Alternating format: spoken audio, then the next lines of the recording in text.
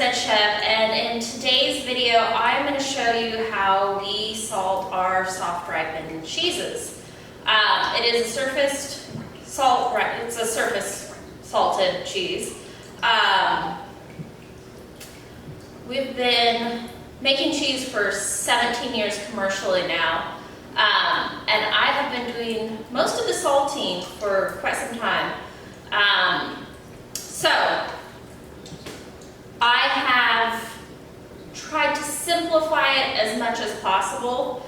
A lot of people will take a salt shaker and hold their cheese in one hand and then salt it all over. I found that the salt shakers just absolutely killed my elbow off, and you have to keep refilling them. So I went to just using the box as much as possible.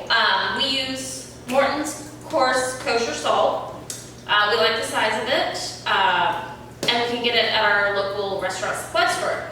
So we have our Beltanes down here, and that has a natto added to the milk, and so they're orange. And then we have our silk goose, we have Cape Foulweathers here, and more silk goose. And I have another rack of silk goose here. And then we have some curd and cheesecloth draining that we're going to make peonies out of. And so this was all dipped today. It was pasteurized, cultured, renneted yesterday, dipped this morning. April and Karen came in and did that this morning. And I'm going to go through and do the salting on the tops of the Beltanes and the silk goose and the Cape Foulweathers. I'll salt the tops tomorrow. So, pretty simple. And I have you kind of over in one corner. Our cheese room is quite small. So I'm trying to put you in the spot where you'll see the most.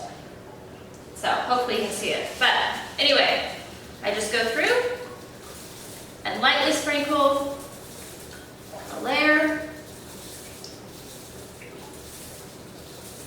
on top of these cheeses.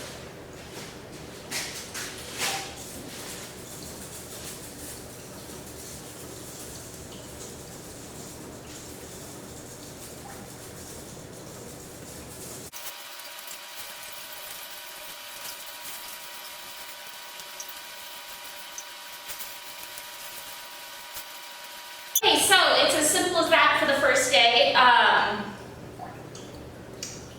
Yeah, tomorrow it's more involved and there's more to it. And I've gotten pretty good at, evenly shaking the box. So actually I will grab you and I'll show you more of an up close of what it looks like. So here's what an up close of the top of the silk goose looks like. I'm hoping you can see that salt in there. And this is just going to be left overnight to soak in. So, fairly uniform amount of salt in each one. Okay, we'll be back tomorrow. See you in the morning. Okay, welcome back. This is day 2 of salting soft ripened cheeses here at River's Edge Chevre.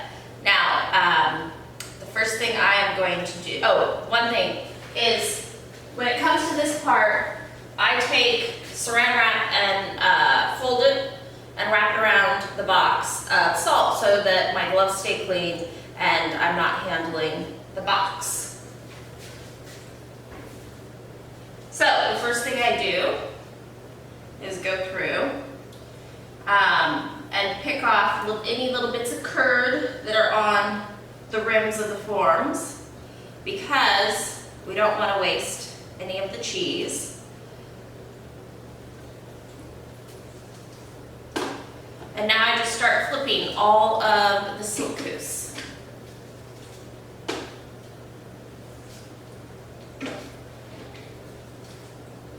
And so you'll see like the bottom of the form, of course it's smooth, but the top is a little bit rough. And so to smooth that side off, we flip them in the forms the next day.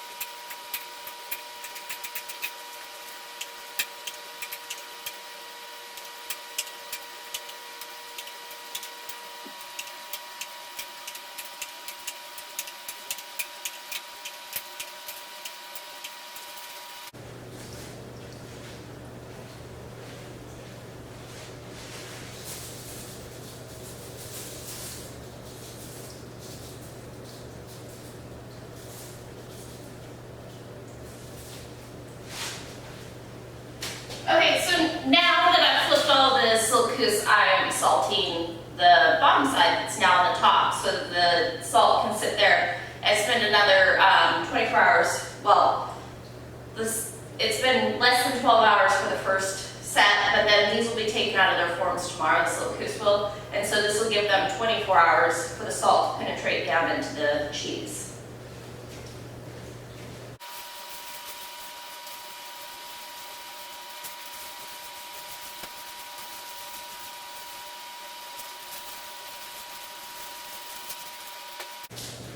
Okay, so now I'm going to kind of rearrange stuff so that I can get to the Cape Fowl Weathers and do the Beltanes.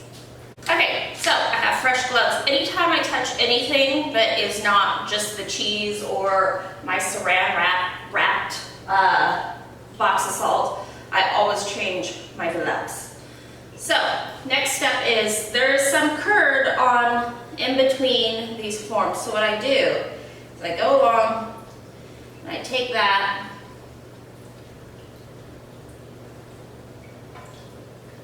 take it off, and any form that's a little, or any of the Cape Fowl Weathers that are a little bit shorter, I'm going to go through and just put that cheese onto that. And these will shrink down quite a bit more over the next couple days.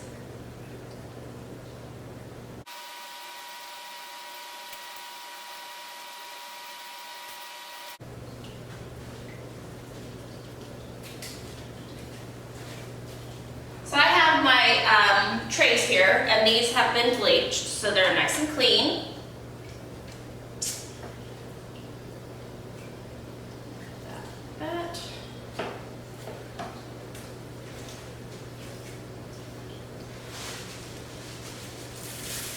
Sprinkle.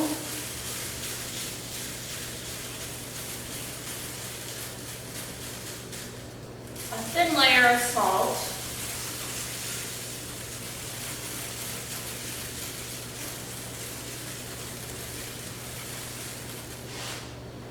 Over it.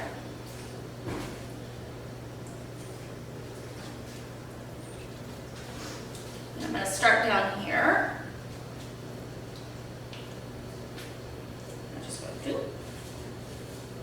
And I roll the cheese in this thin layer of salt that I have on it. And then I go like that. And you want to make sure that this, because this will become the bottom of your pyramid. And pyramids are pretty hard to make stand upright. So at this point, it takes a little bit of time, but you want to go through and make sure that this part is as flat as can be. And that's why I didn't salt this last night, is I wanted this cheese to be able to be easily smooth. And when you salt the cheese, it draws out moisture and it firms it up. So this, you have to make sure is nice and flat at that stage.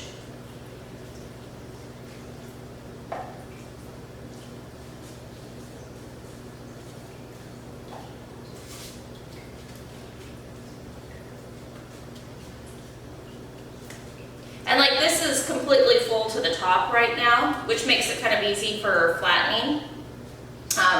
If I wanted to, I could take something and scrape off the top, but I'm just going to use my hand, and these will shrink down quite a bit. And I moved that tray of silk goose off so that I would have a little bit of space at the end of that table to put the salted ones on.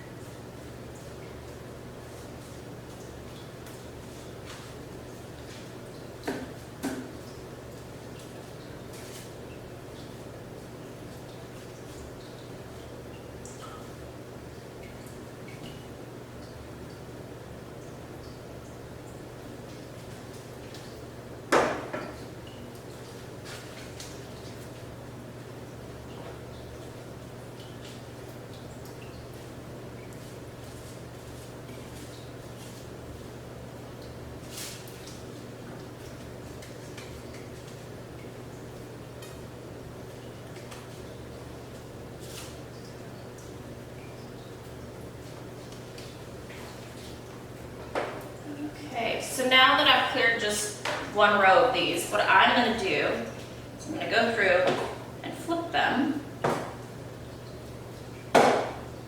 upside down.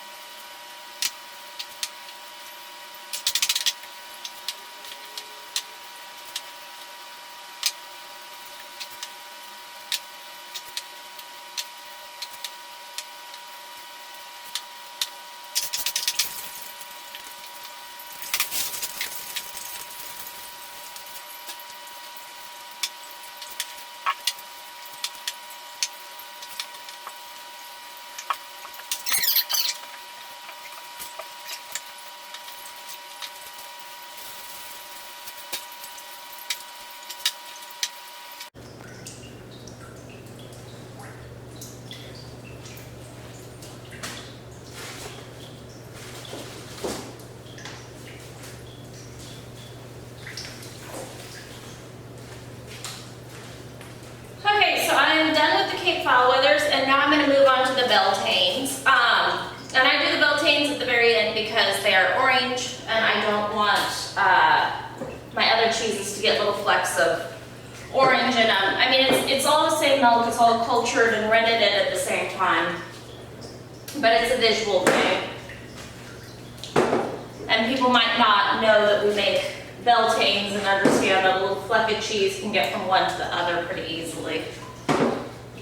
And also, you might be thinking, like, this is quite a bit of salt to salt the cheese with, but the thing is that it is on the surface, and so as the moisture comes out of the cheese, quite a bit of it will run off and go into the whey. And we collect up all the whey and we feed it back to the goats and the sheep. And the sheep get it because they are all in the same barn together. What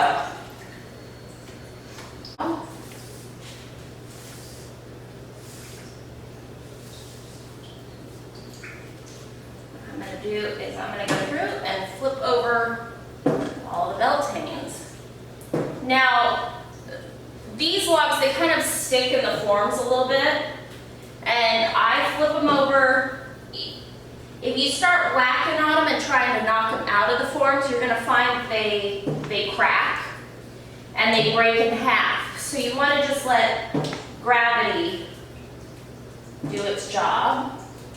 And I can see the first ones that I flipped over are starting to drop down.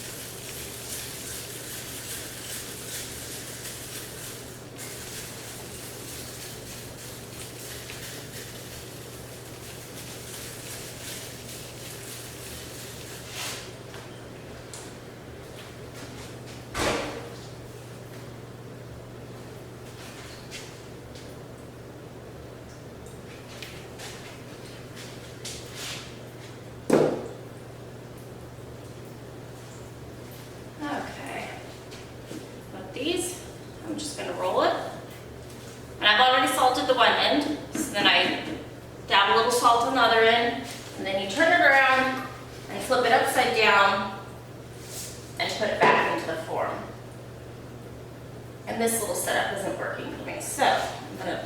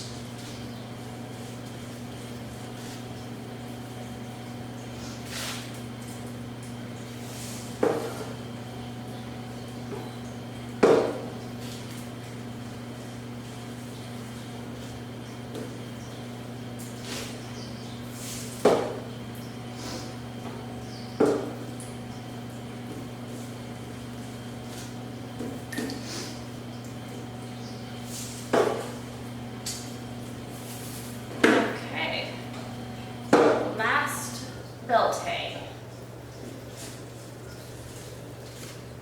There is enough salt on here.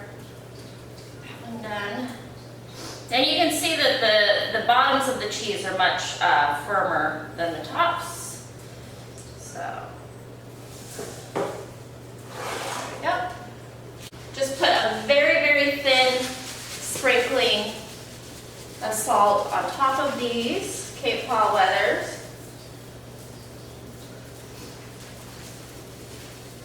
There we go. We are done salting the soft ripened cheese. And this is a lot less cheese than we have in the summertime. We've been drying animals off and putting them in with the bucks, so hopefully in about 5 months.